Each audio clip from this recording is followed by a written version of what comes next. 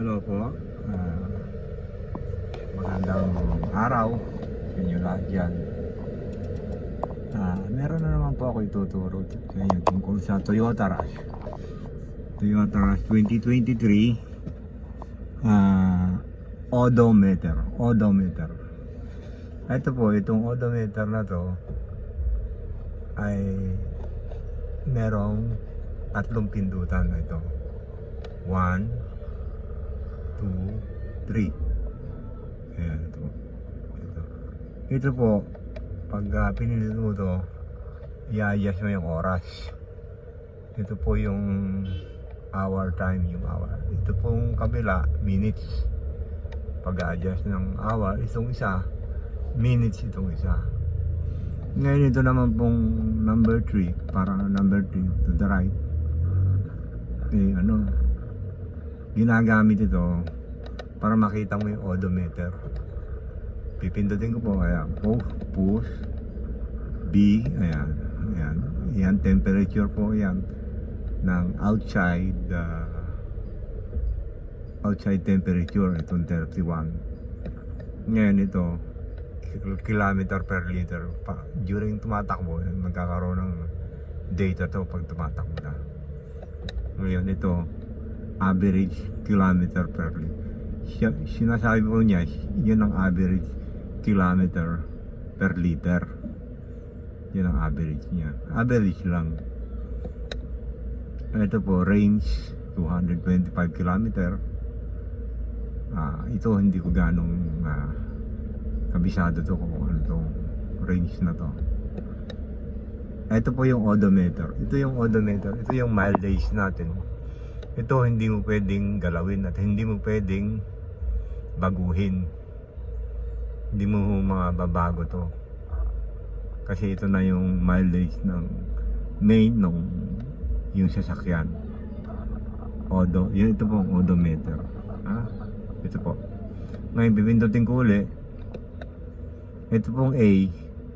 Pwede natin gamitin ito sa change oil.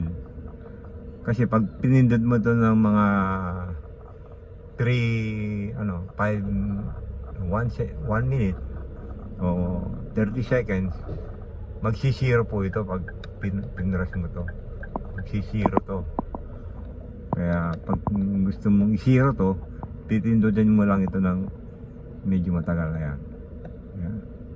Ayan, zero na po siya. Ngayon itong ibig sabihin ng A na to, pag nag-change oil ka, isiro mo to para malalaman mo ngayon kung ano yung kung gaano ilang kilometer na itatakbo mo pagkatapos kang nag-change oil. Ganun po ang function ng A na to sa change oil.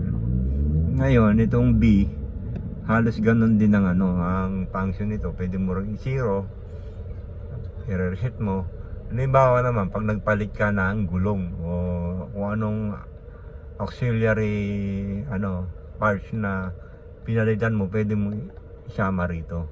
Pwede mo rin tong i-zero kagaya nito ng A and B. Ay si-zero po natin, pipindutin natin ng konti para mag-zero siya. Ayan. Ngayon pa lang siya magka-count. Pagkatapos ng zero na yan, magka-count na siya ng ilang kilometer. Okay? Pipindutin po ulit natin.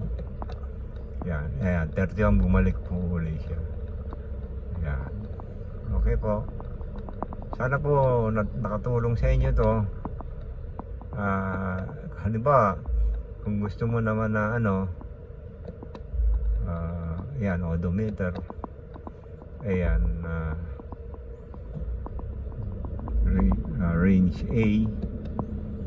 Ayan, range B yan. 31. Sana po nakatulong at naintindihan niyo yung paggamit ito. Ito po, sa time po itong isa. Ito kagaya yan, naka 1:51. Pipindutin po natin yung hours. Ayan, nag 2 na po. Ayan, 3, 4, 5. Balik po natin sa 1 dahil ginalaw natin. Balik natin sa 1. 1. Ito naman po minutes yung kabila. Pag pinindot mo to, ayun, gumagalaw yung bilis. Okay, salamat po ng marami.